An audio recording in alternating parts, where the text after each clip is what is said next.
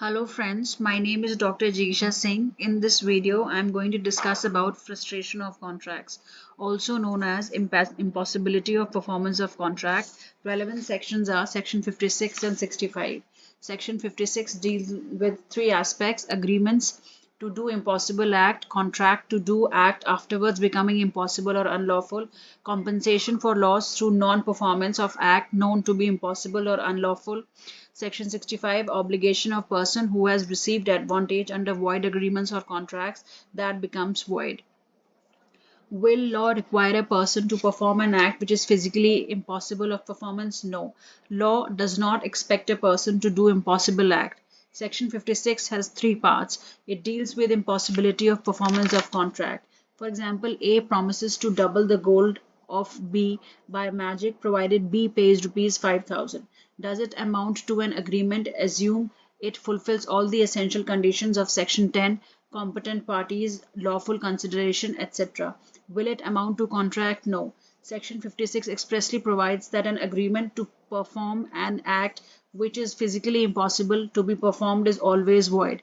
Impossibility is of two kinds: physical or literal impossibility or practical impossibility. Section 56 covers both the impossibilities. The first part of Section 56 deals with initial impossibility, physical or literal impossibility. The second part deals with subsequent impossibility, practical impossibility, and physical impossibility. Part 1 covers physical impossibility. Second part covers both physical and practical impossibility. Difference between physical and practical impossibility is: practical impossibility, physical impossibility, example double the gold by magic, and practical impossibility, example A agrees to give his banquet hall on 20th October 2026 for marriage celebration of B. On 19th October, banquet catches fire and is destroyed. Now, performance of contract is practical impossibility. It means something beyond the physical capability of human being. Now, practical impossibility is also known as frustration of contract. Practical impossibility: here, performance in physical sense is perfectly possible, but keeping in mind the fundamental object of performance becomes useless. Section 56 also applies to practical impossibility. For example, a cricket test match between India and Pakistan, which is scheduled to be held with effect from 20th October 2026 onwards, and as a matter of coincidence, a guest house of A is adjoining this cricket stadium and one can easily watch match from the guest house. B agrees to take a room to watch the match from the hotel to the stadium. Sole object to rent a room. Terms and conditions are finalized and the rent of the room is fixed at rupees 500 per day. Because of unforeseeable circumstances, news in the newspaper, test match cancelled.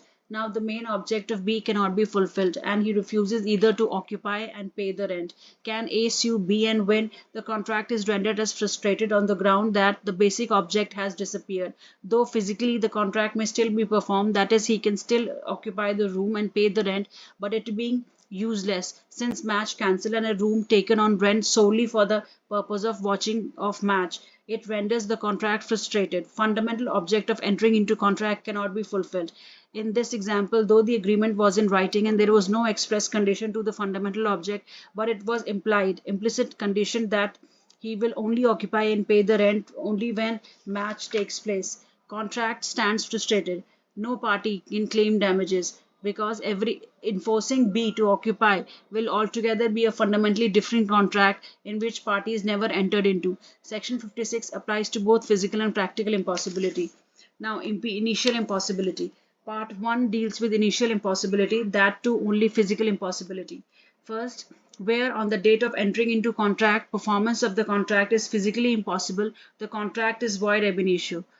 Next, when on the date of entering into contract, physical performance is possible and also lawful, however, subsequently because of the change in circumstances, performance becomes impossible or unlawful. At this point of time, the contract becomes void. That means in case of subsequent impossibility, it is important to begin with it was a lawful and a legally valid contract and satisfied all the requirements of Section 10. Second part covers both physical and practical impossibility. Practical impossibility can arise only subsequently and not on an initial stage. physical impossibility can arise either before or after. For example, A agrees to marry B on 20th October and valid contract, but on 19th B goes mad. Contract frustrated. Physical impossibility renders the contract void. Next example, agreement of marriage entered into by A and B that B will marry his son to A on 20th October. On 19th October, C goes missing. Agreement now, contract frustrated, though the contract can be honored at a later stage when C is found, that is, though physically possible, it is practically impossible. Now, next example, on 15th October 2026, A agrees to take on rent one room from B. Basic object of agreement is to watch the coronation ceremony of the king. On 20th October, he wants to enjoy the coronation ceremony. Due to the illness of the king, the coronation could not take place. Contract frustrated on the ground of practical impossibility. Basic object disappeared, though physical performance is possible. Contract becomes void on practical impossibility. Performance could be practically impossible, it could be physically impossible or unlawful, even if physical and practically possible. For example, A agrees to sell a certain product to B for 1 year. After 4 months, there is a change in import policy, and for the goods in question, the goods become unlawful. Contract void, even if the contract can be physically and practically performed. Second part deals with section 56, with subsequent impossibility, either physical, practical, or legal. Contract becomes void.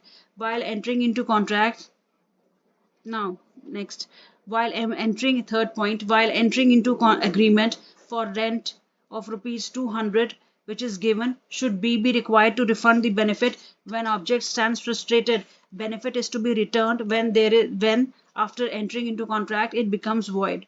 Benefit ought to be refunded as there was no fault of either party, and the court wants to bring back the parties to a situation in which the parties were earlier had there been no contract. Initial impossibility. Should one party be required to pay damages when act physically impossible? When agreement void, there is no question of damage. Now, part 3 of section 56 permits payment of compensation by the party at fault to the innocent party. For example, A and B, both Hindus, both enter into an agreement to marry each other. Agreement entered into on 15th October 2026 and marriage is fixed on 30th October.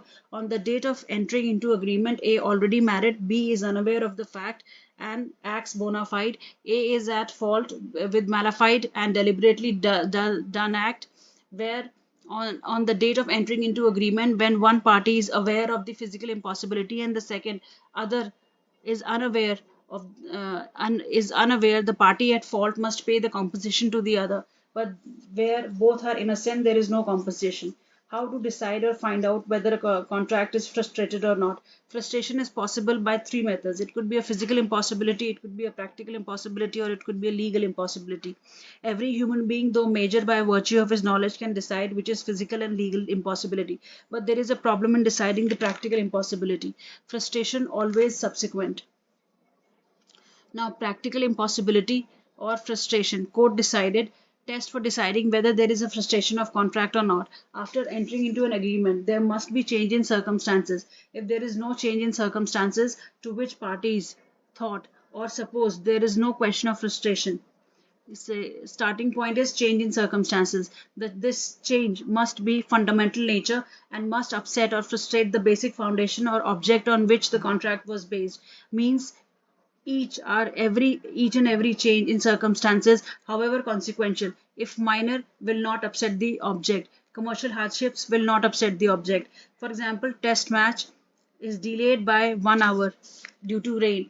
Although India's batting, but now it's Australia's batted first. These are no change of circumstances. Changes should be such which parties never contemplated. Then it will amount to frustration where performance becomes unprofitable or dilatory or inconvenient or cumbersome. This will not be a ground for frustration of contract, provided always that performance is physically possible. In one of the case, A agreed to import goods for B through C via Suez Canal, natural route. On the actual date of performance, due to war, route not available. Though other route was available, A did not follow the route as it was expensive and argued that the contract stands frustrated. Held performance was possible via longer route and it does not amount to fundamental change. It is a normal feature that in some cases of business, performance becomes costly and cumbersome. It is not no excuse. Party must pay damages. The next is the event responsible for the frustration should not have been in the knowledge, actual or constructive, of the parties on the date of entering into agreement.